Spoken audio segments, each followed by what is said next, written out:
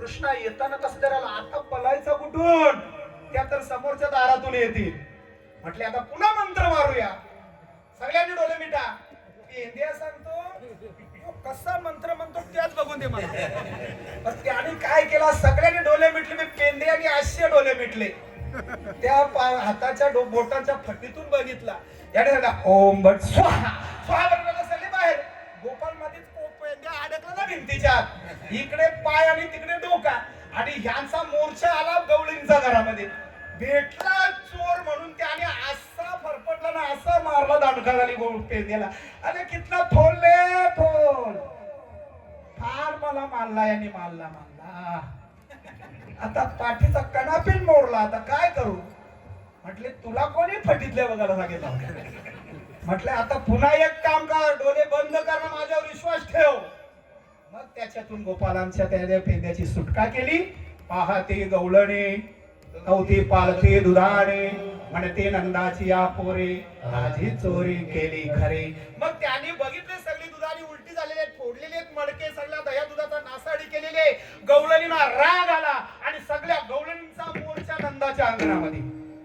गाढाने सांगावया येती नंदाच्या अंगणी. सर्व गवळणींनी ती गाराने सांगत होता तेवढी गाराने सांगायला आपल्याला वेळ नाही. शेवटी यशोदेचे कान पिकले आणि मग यशोदा सांगणार कृष्णा किती खोड्या करशील, आजपासून तुला कुठे पाठवायचं?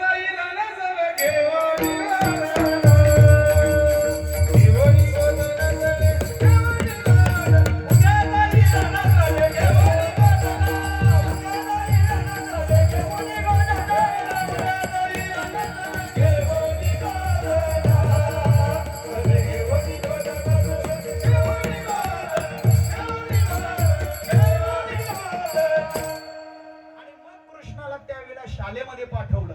आताची नाही बालवाडी आणि अंगणवाडी. त्यावेळची शाळा कोणती होती? खांद्यावर एक कांबळी हातामध्ये काठी सारित सोड नाही का? सावळा जग जेठी. खांद्यावर काठी काली घोंगडी हातामध्ये काठी. त्याच्यानंतर मग हात एक शिदोरीची बांधलेली मागे काय असायची? गाठोडी असायची. अशा प्रकारे वनामध्ये गायी चरायला जायचं. आणि गेल्यानंतर कृष्णाने पहिल्या दिवशी सर्व गोपालांना सांगितलं गायी रानामध्ये सोडा आणि आपण आता काय करू? खेळ मांडू. खेळ मांडीला वालवंटी अशा प्रकारे तेवढं आपण आता नाचायला पिवेल नाही, सांगायला पिवेल नाही. आणि खेळता खेळता खेळता सर्व गोपाल थकले आणि सांगायला लागले खांदी भार पोटी भूक काय खेळायचे सुख. कृष्णा बाद झाला, खेळ मोडा आता. आता आपण भूक लागलेली जेवूया. मग कृष्णाने चांगली जागा शोधली. कोणती जागा? खडके सोडिलेल्या मोठा आजीचा दही काला घोमटा. चांगला असा पसरट खडक पाहिला. तिथे सर्व गोपालांना गोळाकार बसवले आणि सांगितले तुमच्या सगळ्यांच्या शिदोऱ्या सोडा आता. त्यावेळेला गोपालांच्या शिदोऱ्या पाहिला. कोणची आंबलेली, कोणची पांबलेली, कोणची कडक झालेली, कोणची तेलकट तिखट. देव सांगतो माझे आहे तैसे पाये नाही तरी घरा जाये. सोरोनिया माये नवनीत आणावा. माझी सात्विक शिदोरी आहे. तुमची पाप पुण्य मिश्रित आहे. माझ्या जवळ ती तुमची शिदोरी चालणार नाही. त्यावेळेला तुकारामासारखा एक गोपाल उभा राहिला. ए देवा कोणला घरी पाठवतो तू? अरे तुझ्या नादाला लागून सगळ्या संसाराचा वाटोला बी केला. संसाराच्या नावे घालून या शून्य वाढता पुण्य धर्म केला. संसारावर तुळशीदार ठेवला. आता मी कोणाजवळ शिदोरी मागायला जाऊ? माझा घरी कोणी आहे का? तुका म्हणे हरी नका करू दुरी नाही का? माझे नाही कोणी घरी नका करू पाया वेगळे. मला वेगळा करू नका, मला तुमच्यामध्ये सामील करून घ्या. आणि मग सर्वांची मिळून ती शिदोरी एकत्र केली आणि एक मुखा देऊ सुके सेवू अंबरे या न्यायाने एकामेकाच्या मुखामध्ये दिवाळी घालला. तोच गोपाल काला भगवान श्रीकृष्णाने वृंदावनामध्ये केला. तोच काला आमच्या संतांनी पंढरपूरच्या वाळवंटामध्ये केला. तोच काला तुम्ही आम्ही गावोगाव ह्या सप्ताच्या निमित्ताने काल्याच्या कीर्तनाच्या उद्दिष्टाने आज पिंपळ गावामध्ये करीत आहोत. ज्ञानेश्वर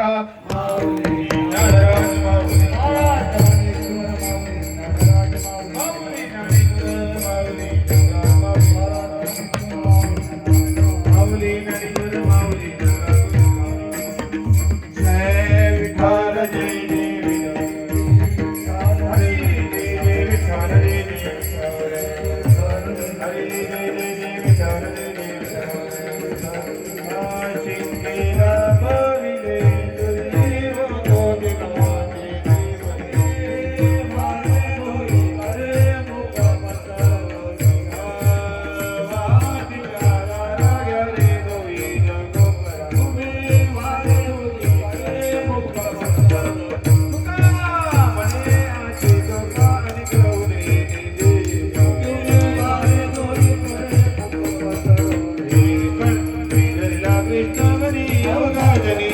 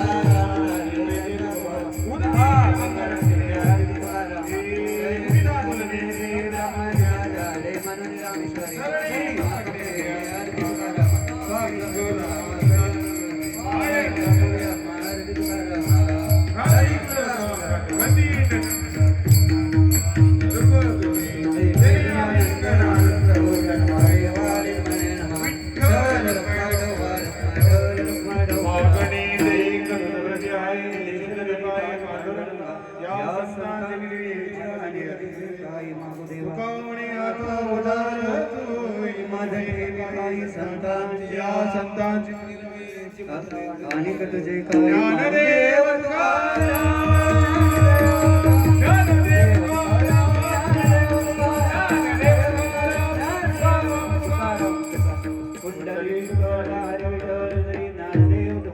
पंढरीनाथ भगवान की जय, बजरंग बली की जय।